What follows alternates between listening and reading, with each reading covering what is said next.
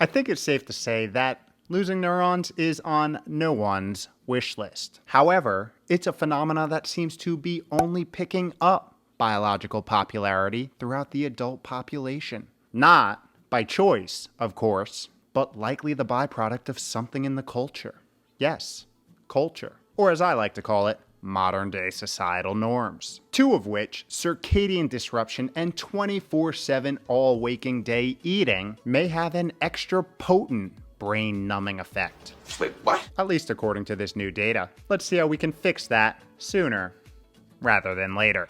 Yo, what is up? Welcome back to another week of How to Health. My name is Kevin. I run LiftandBalance.com, where we take aim at all things health and longevity and do it in an odd, weird, interesting, and highly sarcastic way. Today, we are exploring how to extend our brain blast capacity and prevent one of the scariest growing diseases we humans face, neurodegeneration, simply by adding some structure to some mundane things we do each and every day, one of which being eating, or a particular strategy to do it called time-restricted feeding. One you should be no stranger to if you've caught even a few of the several hundred health and longevity videos on this channel. It is essentially where an individual strategically divides their 24-hour day into a feeding and fasting period, typically feeding for 10 hours or less and conducting an extended overnight fast. Now, where things get interesting is when you align this structured meal timing in accordance with the innate evolutionary rhythms which govern our internal body clock. These are known as our circadian rhythms, or our natural sleep-wake cycles which ebb and flow with the day-night cycles of the sun. And this circadian eating hypothesis has very simple principles. Consume your energy when you are in the best bodily position to digest and metabolize it during the day, and over the course of the night, enjoy a nice prolonged fast until the ceremonial breaking of the fast the next day. Where else do you think the word break fast came from? And for your reference, we have a ton of videos breaking down the cellular and metabolic potential that a good circadian aligned protocol brings to the table, which I'll link to below, in case you want to get into the scientific weeds. And here's the thing. It's these two evolutionary habits which have been totally disregarded in present-day society, which instead has standardized on the societal norm of all waking day eating and staying up eating into the wee hours of the night.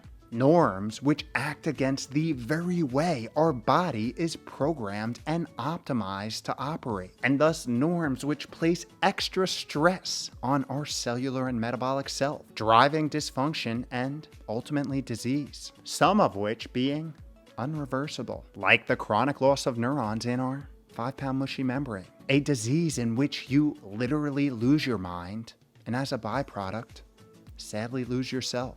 This family of neurological diseases, which include Alzheimer's and Parkinson's, fall under the umbrella classification of dementia. And they're a growing problem on this beautiful floating rock. A problem with no known solution, except prevention, that is. And it just so happens that this circadian eating thing may be a powerful tool in the prevention toolbox, and possibly even a potential therapy for active conditions, at least according to this new animal study. Let's explore. Researchers out of UC San Diego sought to investigate the therapeutic potential of circadian modulating interventions on the pathology of Alzheimer's disease, one of the most prevalent forms of neurodegeneration. And they decided to do this because circadian disruptions have been shown to impact nearly all people with the disease, making it a prime target to understand better, because it's still unknown if it is a byproduct of the disease or a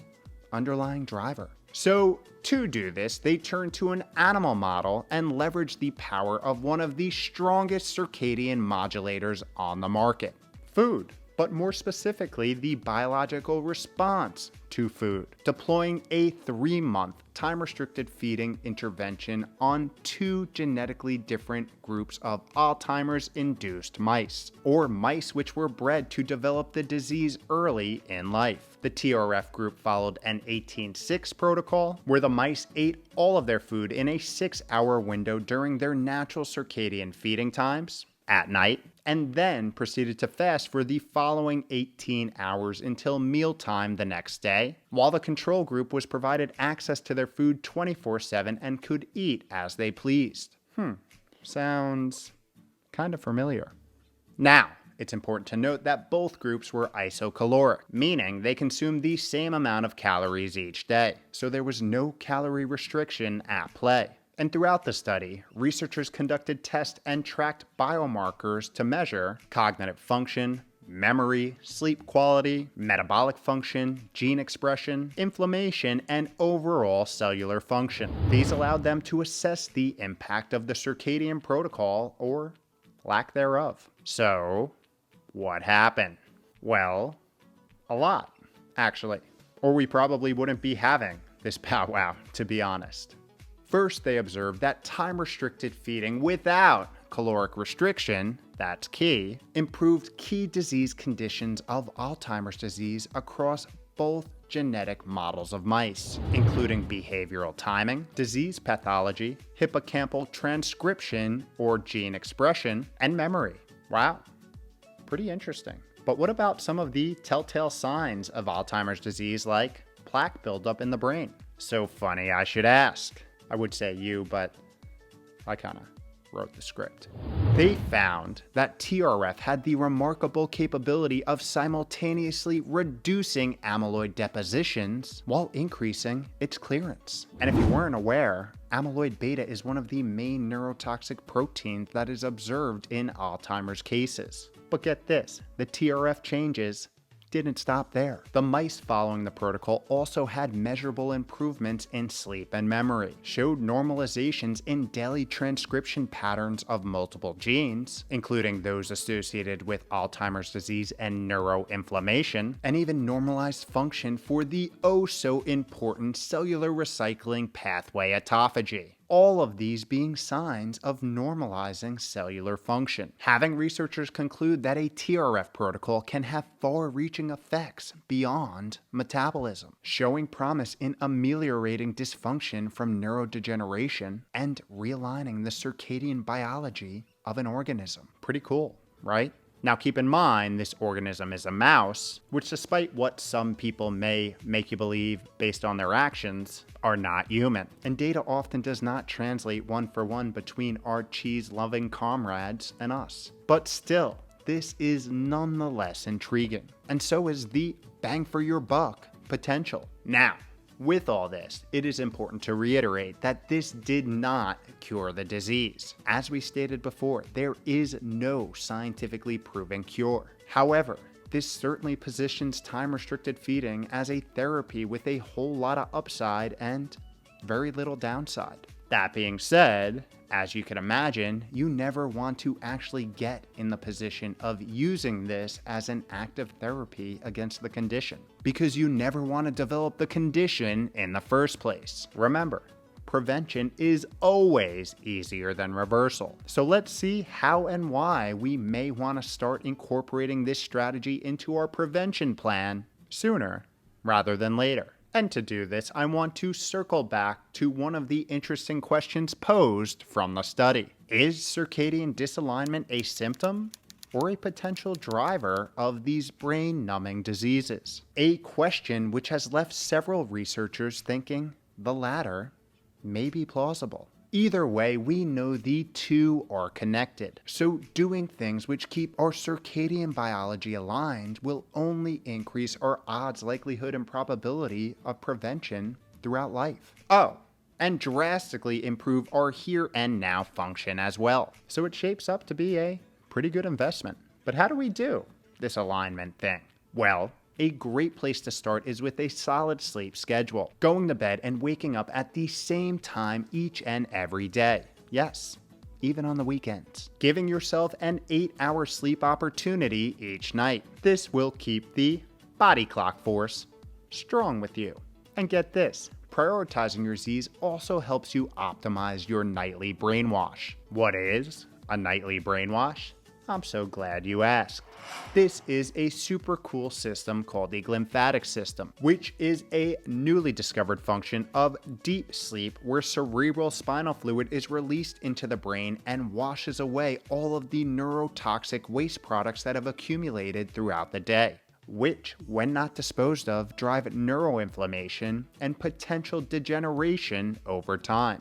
I guess sleep may not be a waste of time after all. And guess what 2 habits have been shown to impair this nightly brainwash system? Staying up into the wee hours of the night, aka circadian disalignment, and big late night meals. You don't say. Next, we move to daily meal timing. This simple practice of setting designated feeding and fasting windows as part of your daily rituals has the potential of some pretty powerful biological effects, both here and now, as we saw today, and over the long run. One way is through its modulation of our circadian rhythms, as eating entrains them by sending a signal that it is daytime rather than night. So daytime gene expression and bodily processes become upregulated, or night ones get delayed, even if it's the middle of the night. Thus, structuring your meal timing to align with your circadian biology, aka eating during normal daytime hours and enjoying a nice overnight fast, may be one of the most impactful health and longevity modulating habits on the market. A free 99 habit, might I add. And if you're looking to get into the weeds, we have several deep dives on time-restricted feeding and realigning your circadian rhythms, which I will link in the show notes below. But odds are, the majority of us intelligent walking apes will see noticeable circadian aligning benefits from slowly and sustainably incorporating a 10-hour or less daily feeding window, aiming to close it 2 to 3 hours before bed, standardizing on good bed and wake times in alignment with that big beautiful supernova in the sky, with a 8-hour sleep opportunity each and every night, getting morning sun, avoiding artificial light at night, and adding a little more movement to our day. Yes, it's pretty simple, but as we know, also kind of hard in this 24/7 instant gratification, stress-induced go, go, go world. But remember, there is no better day to start or continue investing in your most valuable asset, especially when the health, function, and literal mass of its 5-pound mushy membrane is at risk. Because when we think of longevity or living our life to the fullest till the very, very end, it simply cannot be achieved without keeping our brain blast function intact. That is, until Elon Musk figures out how to download our mind. But that's, at least 5 or 10 years away. Wait, what?